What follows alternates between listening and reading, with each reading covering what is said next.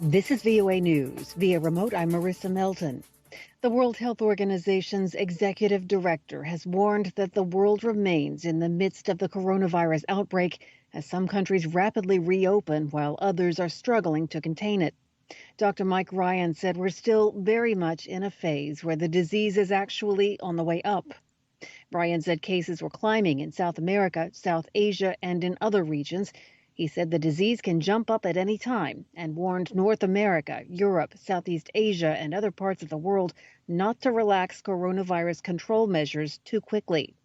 Ryan issued the warning even before an expected second wave of cases months from now, fueling concerns of people who oppose rapid reopenings around the world. Ryan's comments diminish expectations for a swift worldwide economic recovery and renewed international global travel. He spoke Monday when the United States, the leader in coronavirus infections and deaths, saw large crowds of people packing reopened public spaces such as beaches and national parks. India is continuing to struggle with a spike in coronavirus cases. The country, with a population of more than 1.3 billion people, saw a record one-day increase in new infections for the seventh straight day. India reported 6,535 new infections Tuesday. That boosts its total to more than 146,000. It has had nearly 4,200 fatalities. The British Health Ministry announced a new trial Tuesday of the antiviral drug remdesivir as a treatment for patients with COVID-19.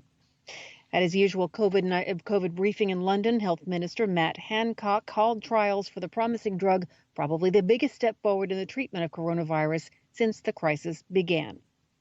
From Washington, this is VOA News.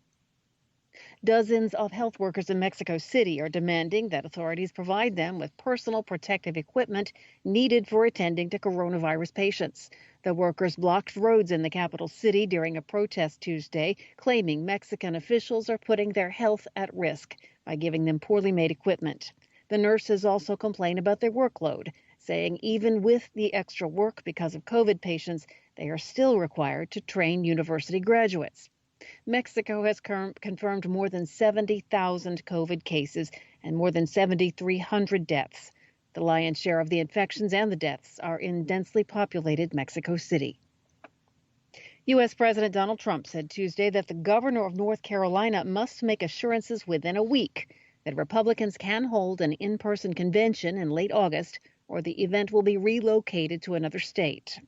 Trump said the Republican Party plans to spend, in his words, millions and millions of dollars in Charlotte, North Carolina, for the event to formally renominate the president. But in Trump's words, we have a governor that doesn't want to open the state. Trump was referencing North Carolina Governor Roy Cooper, a Democrat.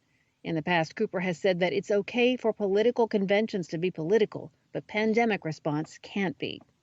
3 Republican governors are offering to hold the party's 2020 national convention in their state if North Carolina doesn't satisfy U.S. President Donald Trump's demand for a full gathering in August. The governors of Florida, Georgia, and Texas all say their state would be the ideal place for Republicans to gather. The convention, where Trump is certain to be nominated for a second term as the Republican candidate for president, is set to open in Charlotte, August 24th. A used car salesman from the state of New Jersey has been arrested for trying to sell New York City millions of desperately needed face masks at grossly inflated prices at the height of the coronavirus pandemic in March. That's according to the U.S. Justice Department on Tuesday. Ronald Romano, who runs a used car dealership about 80 kilometers south of New York City, allegedly conspired with several business associates and friends to get New York City to pay $45 million for 7 million 3M brand N95 respirators that they did not possess or were not authorized to sell.